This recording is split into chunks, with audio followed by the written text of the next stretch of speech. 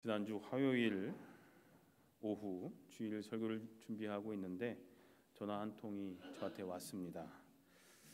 우리 교회 성도님은 아니시고요. 전에 단도박 모임으로 오래전부터 알고 지내던 분이셨습니다. 단도박이라는 말 들어보신 적 있으세요?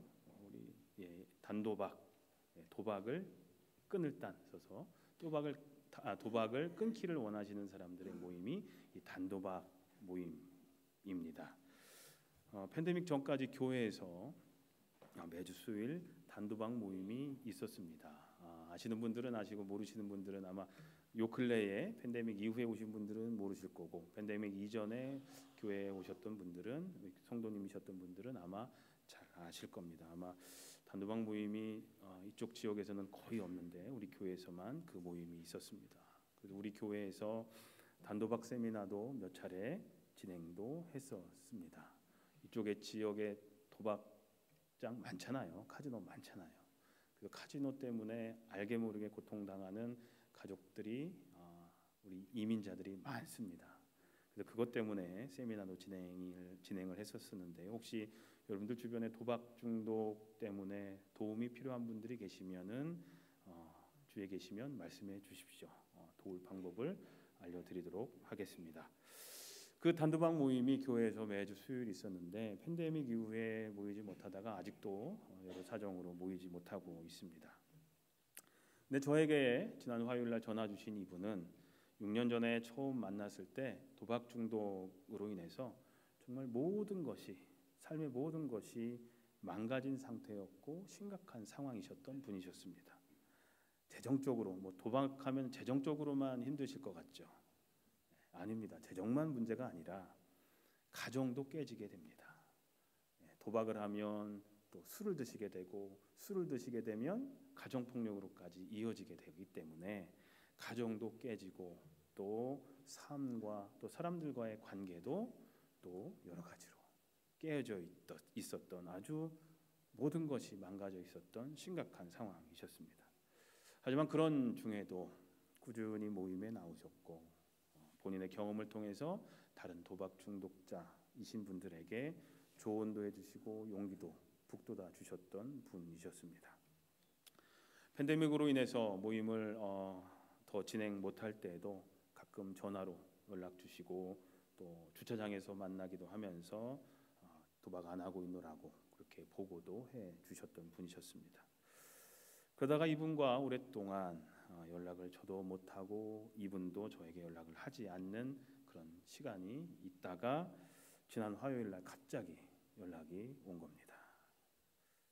제 마음에 갑자기 든 생각이 무엇이었을까요? 제가 어떤 생각을 제일 먼저 했는 줄 아십니까?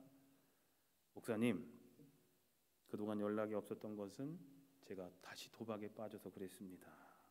이제 어쩌죠? 죽고 싶습니다. 저 자신에게 너무 화가 납니다. 그동안 잘 참았었는데 이러면 어쩌지 하는 그런 걱정이었습니다. 그 걱정이 제일 먼저 전화를 받자마자 들었습니다. 그 전화를 받고 반갑게 인사를 했습니다. 오랜만이시네요. 어떻게 지내십니까? 어떻게 지내십니까?에는 도박을 하고 사셨습니까? 안 하셨습니까?가 포함되어 있는 말이었죠.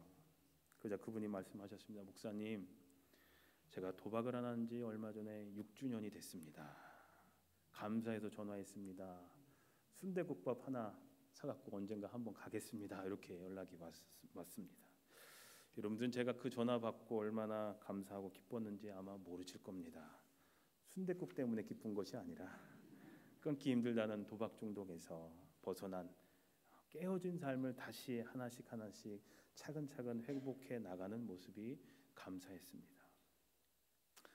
6년 동안 가족과의 깨어진, 재정적인 부분만 갚아나가는 것이 아니라 가족과의 깨어진, 뭐만 하면 다 의심을 하는 거죠. 가족들이 오랫동안 연락이 안 되면은 거기 간 거 아니냐고 이렇게 계속적으로 하니까 이 가족과의 관계도 깨어졌는데 차근차근 이제 회복해 나가는 모습을 보면서 참 감사했고, 비록 단 한 분이긴 하지만 지난 힘든 시기에 함께 울고 웃으면서 격려하고 용기를 서로 북돋아줬던 순간들을 잊지 않고 기억해줘서 참 감사했습니다. 그래서 저는 전화를 끊고 나서 이런 감사의 마음을 잊지 않고 연락 주신 그분과 또 그분의 가정의 회복을 위해서, 그리고 앞으로도 도박의 유혹에 빠지지 않길 위해서 그렇게 간절히 기도했었습니다. 목사는 이럴 때 참 목회의 보람을 많이 느낍니다. 오늘 본문으로 돌아가셔서 예수님께서 어느 마을을 지나가시게 됩니다. 그때 문둥병자 10사람이 예수님을 찾아옵니다. 그들은 예수님께 자기들의 병을 고쳐달라고 소리를 질렀습니다. 예수님께서 저들을 불쌍히 여기시고 그들에게 말씀하십니다. 가서 제사장에게 너의 몸을 보여라. 이 말씀은 예수님께서 고쳐주시겠다라는 말씀이었습니다. 이 말씀을 듣고 난 뒤에 그들은 자신들의 문둥병이 나을 수 있다라는 그런 희망을 품고 제사장에게 가고 있었습니다. 제사장에게 가면서 이 10명의 문둥병자들은, 한센병자들은 어떤 생각을 했을까요? 아마 이런 생각을 하지 않았을까 생각됩니다. 만일 정말로 내 몸이 깨끗해진다면 나를 고쳐주신 주님께 최고의 감사를 해야지. 정말로 내 몸이 나아진다면 예수님을 위해서 내가 못할 일이 무엇이 있겠어. 하나님 이번에 제 병든 몸을 고쳐주시기만 한다면 나의 삶 전체를 다 하나님께 드리겠습니다. 아마 이런 생각들을 하면서 달려가고 있었을 겁니다. 근데 그들은 제사장에게로 가던 도중에 정말로 자신들의 몸이 깨끗함을 받는 경험을 하게 됩니다. 예수님의 말씀대로 그들의 문둥병이 낫게 된 것이죠. 얼마나 기뻤겠습니까? 그들은 빨리 자신들의 몸을 제사장에게 보이려고 더 빠른 걸음으로 달려갔을 겁니다. 근데 그 중에 한 사람이, 10사람이 달려가고 있는데 그 중에 한 사람만이 제사장에게로 가던 발걸음을 돌이켜서 예수님에게로 돌아옵니다. 그리고 예수님 발 앞에 엎드려 감사를 드렸습니다.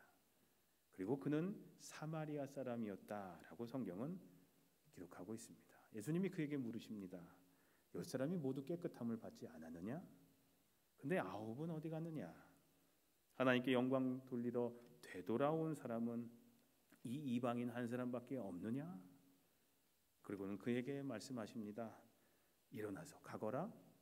네 믿음이 너를 구원하였다라고 구원까지 선포해 주십니다. 예수님께서는 하나님의 은혜에 감사하며 영광을 돌린 그 한 사람의 육신의 병뿐만 아니라 구원까지 선물로 주십니다.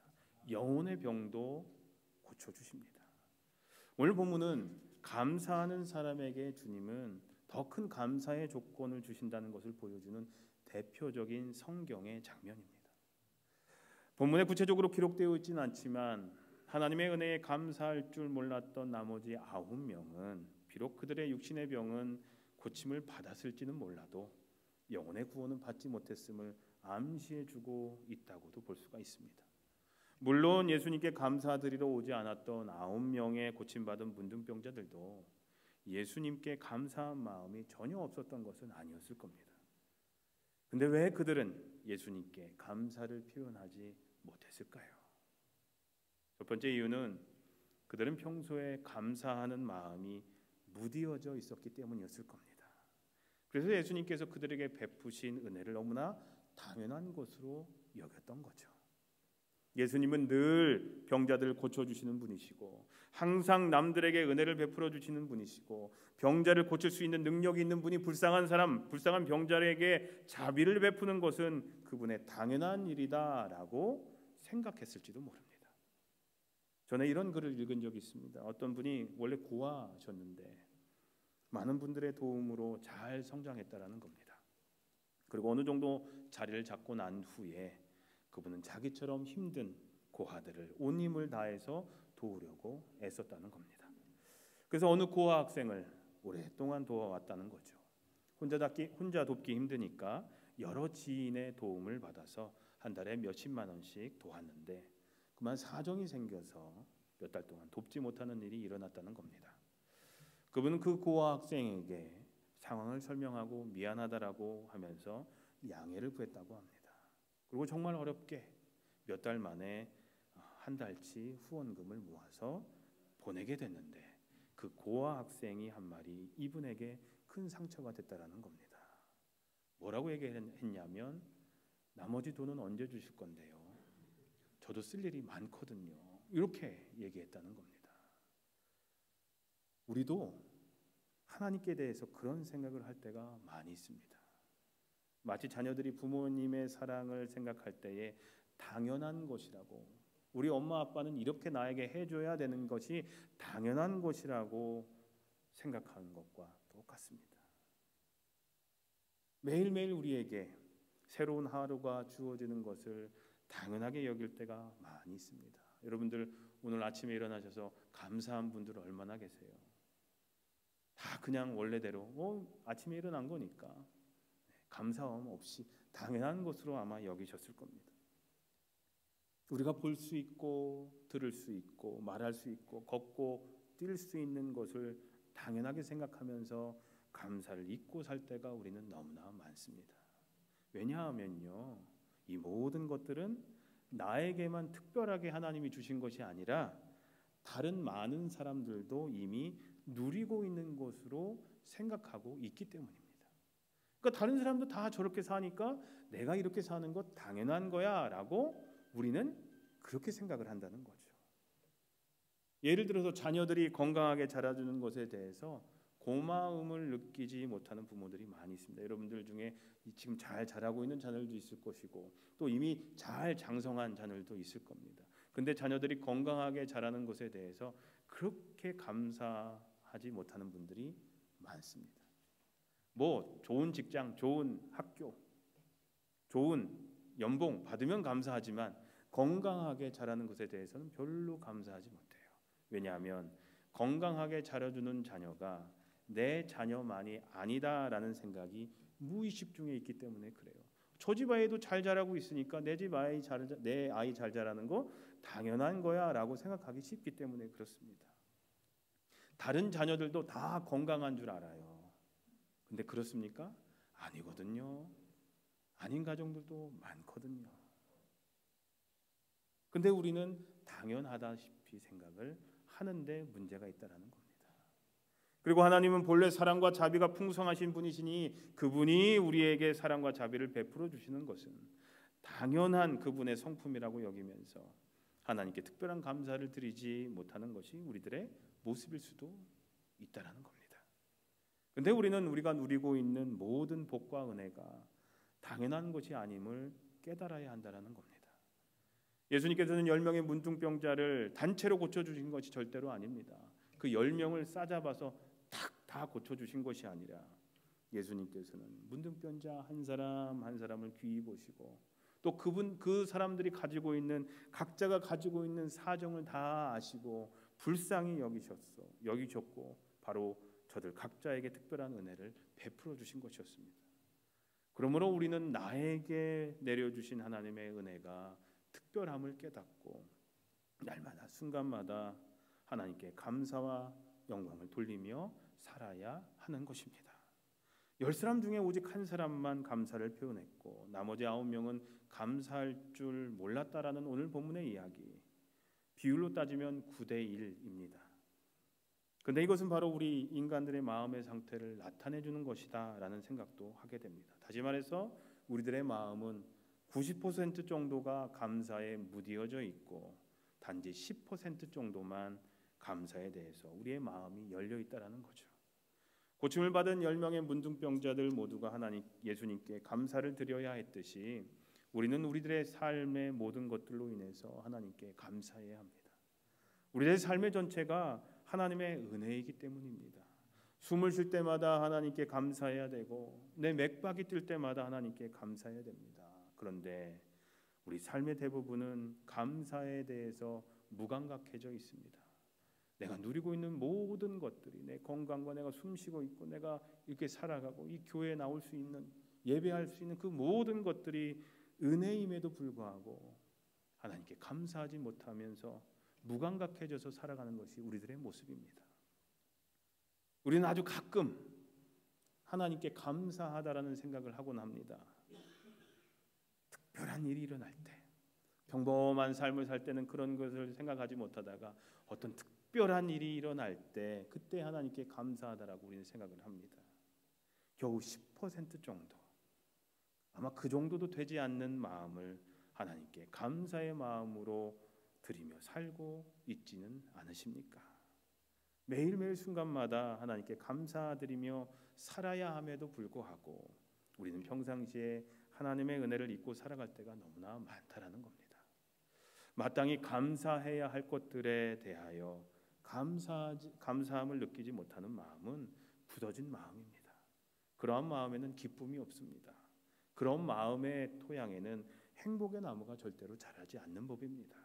사랑하는 성도님들, 감사에 무디어진 우리의 마음이 이제 감사에 민감하게 되기를 소망합니다. 그래서 범사가 무슨 뜻이에요? 모든 일에, 그 모든 일 속에는 기쁠 때나 슬플 때나 고민이 될 때나 어려울 때나 모든 일에 하나님께 감사하는 삶이 되시기를 주님의 이름으로 소망합니다.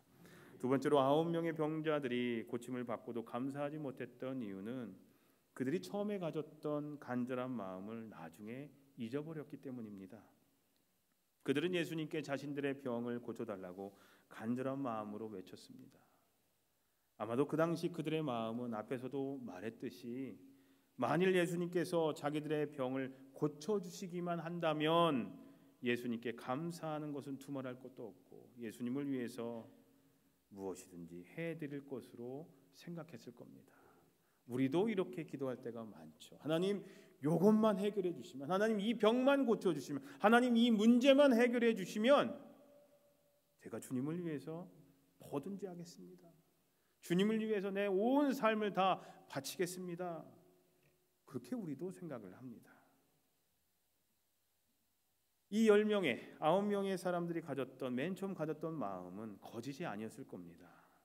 그러나 병을 고침받고 난 후에 저들은 처음에 가졌던 그 마음을 너무나 쉽게 잊어버렸습니다. 악의는 아니었겠지만 어쨌든 저들의 마음이 변한 거죠. 화장실 갈 때와 갔다 온 후가 다르듯이 그렇게 변했던 겁니다. 우리는 앞과 뒤가 다른 저들을 보면서 안타까움을 느낍니다. 병 고쳤으면 당연히 감사하다고 해야지. 그렇게 생각할지 모릅니다. 그러나 가만히 생각해 보면 사실 이것이 바로 우리들의 모습임을 발견하게 됩니다. 어려움이 있을 때는 간절한 마음으로 하나님께 매달립니다. 안 하던 기도도 합니다. 안 하던 그 음식도 합니다. 안 하던 주님을 찾기도 하고 예배도 더 열심히 나옵니다. 하나님께서 이 문제를 해결해 주시기만 하면 하나님께 감사를 드리는 것은 물론이고 하나님의 영광을 위해서 내가 무엇이든 하겠노라고까지 하나님께 서약까지 합니다. 내 생명이 위태롭고 내가 어려움에 처했고 내가 공경에 빠졌을 때는 그럽니다. 그런데 막상 그 문제가 해결되고 나면 우리는 마치 그 문제가 우연히 해결된 것처럼 생각하면서 하나님의 은혜를 잊어버릴 때가 너무나 많습니다. 어려울 때는 하나님을 찾고 편안할 때는 하나님을 잊고 살아가는 것이 바로 우리입니다. 여러분들 안 그러십니까? 그러세요? 안 그러세요? 그렇죠. 저도 그렇습니다. 사랑하는 성도님들, 하나님께 향한 우리의 감사의 마음이 변함없기를 간절히 소원합니다. 셋째로 고침을 받은 9명의 문둥병자들이 예수님께 감사를 표현하지 못했던 이유는 그들이 감사를 뒤로 미루었기 때문입니다. 만약에 예수님께서 보시는 앞에서, 사람들이 보는 앞에서 그들의 병이 고침을 받았다면, 그 자리에서 병이 고침을 받았다면 아마도 그들은 모두 예수님께 감사하다라는 인사를 당연히 했을 겁니다. 근데 그들은 제사장들에게 가는 도중에 고침을 받았던 것이죠. 아마도 반쯤 길을 가다가 고침을 받은 것 같습니다. 얼마나 기뻤겠습니까? 얼마나 빨리 식구들이 보고 싶었겠습니까? 얼마나 빨리 제사장에게 자신들의 몸을 보이고 빨리 법적으로 정상인으로 인정받고 싶었겠습니까? 아마도 그들은 자신들의 일들을 먼저 처리하고 나중에 예수님을 만나서 고맙다라는, 감사하다는 인사를 드려도 늦지 않을 것으로 생각했을지도 모릅니다. 그러나 예수님은 그곳에 계시지 않으셨습니다. 저들은 예수님께 감사드릴 기회를 놓친 겁니다. 고침을 받은 즉시 하나님께 영광을 돌리고 예수님께 돌아와서 감사를 드렸던 그 한 사람처럼 우리는 순간순간 기회를 놓치지 말고 하나님께 감사와 영광과 찬송을 드리는 삶을 살아야 할 줄로 믿습니다. 나중에 하려고 하지 마시고 바로 그 순간순간 하나님께 감사의 마음을, 감사의 기도를 올려드리셨으면 좋겠습니다. 그래야 그 한 사람이 감사를 통해서 더 큰 복을 누렸던 것처럼, 그 9명은 누릴 수 없었던 놀라우신 그 구원의 역사를 경험할 수 있었던 것처럼 우리도 하나님께로부터 감사를 통해서 더 큰 은혜와 복을 누릴 수 있게 될 줄로 믿습니다. 이제 말씀을 정리합니다. 세상에 많은 사람들이 오늘 본문에 나오는 9명처럼 살아갑니다. 감사의 무딘 마음을 가지고 살아갑니다. 감사하는 마음을 너무나 쉽게 잊어버립니다. 감사의 마음을 잘 표현하지 못합니다. 사랑하는 성도님들, 그러나 감사가 곧 행복의 문을 여는 열쇠이고 하나님의 더 큰 은혜와 복을 받게 되는 비결이 됨을 잊지 마시길 바랍니다. 원하옵기는 감사할 줄 모르는 9명에 속한 사람이 아니라 예수님께 홀로 찾아온 그 한 사람처럼 범사의 모든 일에 비록 내가 고통 중에 있을지라도, 내가 아픔 중에 있을지라도, 내가 병 중에 있을지라도 모든 일에 주님께서 나에게 부어주신 그 모든 것을 감사로 받아서 주님께 감사와 영광을 돌릴 줄 아는 그 한 사람이 바로 저와 여러분들의 삶이 되시기를 주님의 이름으로 간절히 축원합니다. 기도하겠습니다. 하나님 감사합니다. 저희 삶 가운데 베풀어 주신 수많은 은혜에 감사드립니다.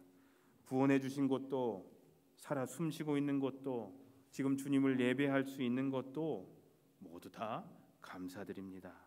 그 모든 은혜를 잊지 않고 감사할 줄 아는 그 한 사람이 우리 모두가 되게 해 주시옵소서. 예수님의 이름으로 기도합니다. 아멘. 이 시간 하나님께 복원하는 시간 갖도록 하겠습니다.